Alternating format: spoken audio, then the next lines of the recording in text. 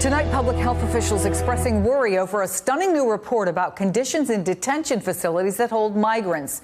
The CDC reporting on a large-scale outbreak of mumps. Almost 900 cases across 19 states, plus dozens more staffers infected. The majority of patients got the mumps while in ICE custody. One public health professor told BuzzFeed that based on CDC's data, an ICE detainee had roughly at least a 4,000-fold greater risk of getting mumps than a non-detainee in the United States at large. This comes after months of reports of crowded and unsanitary conditions for detainees, and as a new front is opening in the immigration fight. Activists are sounding an urgent alarm over a new Trump policy to deport severely ill migrants, not from detention centers, but people who are here for critically needed medical attention. And today, dozens of Democratic lawmakers sent a letter to top Trump immigration officials about this new policy, asking them to turn over documents within 2 weeks. So here's the question. Why these patients, many of them children, are being targeted, despite Trump having claimed his real immigration concern was the, quote, invasion from criminals and gangs. This is an invasion. When you see these caravans starting out with 20,000 people, that's an invasion.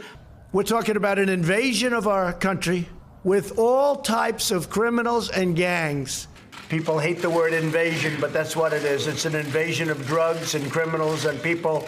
And in many cases, and in some cases, you have killers coming in and murderers coming in.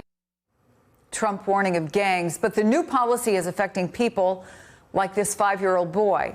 His name is Samuel Costa. He's from Brazil and is currently getting round-the-clock specialized medical care in the U.S. for a condition affecting his internal organs. His family says he cannot get this treatment in Brazil. But earlier this month, the family received this letter telling them to leave the U.S. within 33 days. I want to bring in Madeline Cronin, the attorney for the family you see here. Samuel is sitting on his mother's lap, Serlene, and Danielle Sales is Samuel's cousin. She is speaking for the family. The most important and first question, Danielle, how is Samuel doing today? Samuel's doing all right today. Thank you for asking. You are a U.S. citizen. How important is it for Samuel to be able to stay here in the U.S.? For Samuel to stay here, it keeps pretty much his life.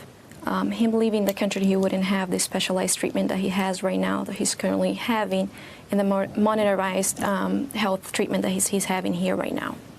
So literally, this is for him what he absolutely needs to stay alive. Exactly. Madeline, what happened here? What did the letter say about why Samuel would have to go? Well, there actually was no reason or analysis given in the letter. We submitted an application, a detailed application about what his condition is and the seriousness of it. And we just got this boilerplate letter that said you have 33 days to leave the country or be put in deportation. So there was no analysis. It was obviously a boilerplate letter. Wow. So you say his life is at risk here and you get back basically a boilerplate. Correct. So, no public announcement since then either. I know you've been working with the ACLU and other groups to try to bring attention to this. So this obviously isn't just impacting Samuel. How broad a problem could this be? Well, there are no fixed numbers on how many cases there are across the United States, but I've heard it's up to 1,000 cases. So up to 1,000 across the country. I have met with a couple of other new people that I saw this week that are facing the same problem. Great humanitarian problem. So they also Terrible got letters illness. saying you have a certain amount of days and then you have to leave the country. Yes, and they presented these letters and thinking they were alone in isolation, that for some reason they alone were getting these letters, not knowing that it was a blanket situation across the country. Danielle, how long could Samuel go on without treatment? Is it something that he absolutely needs every single day? Samuel receives his nutrition, his medicine, his everything that he needs through a central line to his heart. That takes 12 hours daily by using two machines. So that's what he needs every single day. What has it been like for you? What has it been like for his mom and for his family ever since this letter came in? Can you even put into words the emotional toll this is taking on you? I wish we could have words to describe what we're feeling it, but I think that currently there's no words for me to describe exactly what everything has been going, not only with his mother, but with everybody around us, the family, the friends, and everybody who's been supporting us this past few months and this past years that this has been going through. Madeleine, I just want to clarify, if something can't be done, if your efforts through the ACLU and others are unsuccessful, what are your options? Is it possible Congress could get involved? We heard that they have written a letter. I mean, what are your thoughts? The clock is ticking. Well, we know that he can't leave, so that 33 days is just impossible. We also know that we are working and exploring all legal options. We haven't heard anything from Acting Director Cuccinelli. This policy has been in place since the mid-'70s. It's a complete and abrupt reversal of this long-time policy. So other than that, this is a last effort by families to expose themselves and to request help because of dire situation. And now it's completely been done away with. And other than legal action, it's asking the Immigration Service, by putting a real face to this problem, to go back to the long-standing policy of deferred action in humanitarian cases.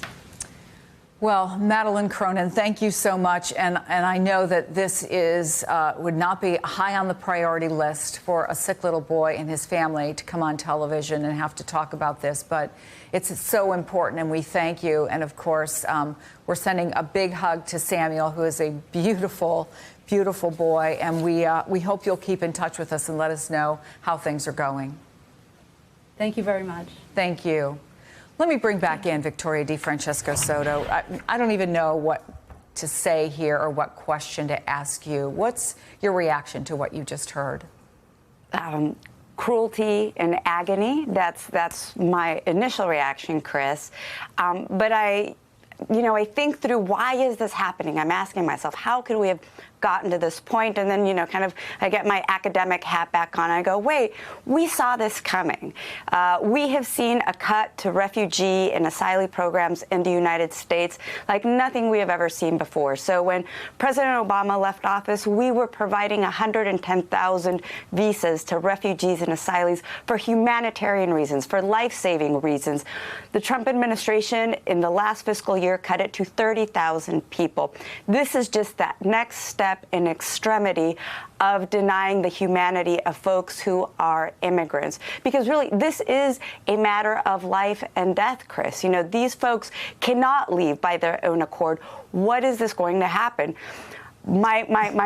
What I'm wondering here is, what are the optics of this going to be? Is this going to be a zero-tolerance situation like what we saw at the border last summer, Chris, where the American public rises up and says, no more, we're not going to stand for this? My hope is it doesn't get to this. But this is such an extreme that I do think we'd see that backlash. Yeah, I mean, I think, the timeline being so short, and you just have to go back to the argument that the president has made over and over and over again, that his immigration policies are a national security issue. Look at Samuel. What national security threat does he pose? I don't know if you saw the cover of the front page of the New York Times. I think it was yesterday. Another immigrant, Maria Isabel Buceo, who has a rare genetic disease, told the New York Times, "I've been feeling super scared and overwhelmed. The treatment that I receive keeps me alive." Is she a national security threat? I mean, these are the polar opposites of what the quote-unquote bad hombres are. These are children. These are youth. These are innocent people. And let's also talk about, Chris, the fact that the deferred action is also needed for their caretakers, because you can't leave a 5-year-old by himself in a hospital room. You need a mother. You need a father there. So, I mean, this from every angle is, I think, one of the most cruel policies I have ever seen. You know, I'm speechless when I saw this policy intent by the Trump administration, which, by the way, came without a review period, because usually when we have rules put out from the executive office, there is a period where there's comment. There was none of that. Victoria DeFrancesco Soto, let's hope people are watching and paying attention tonight. Thank you so much for being on.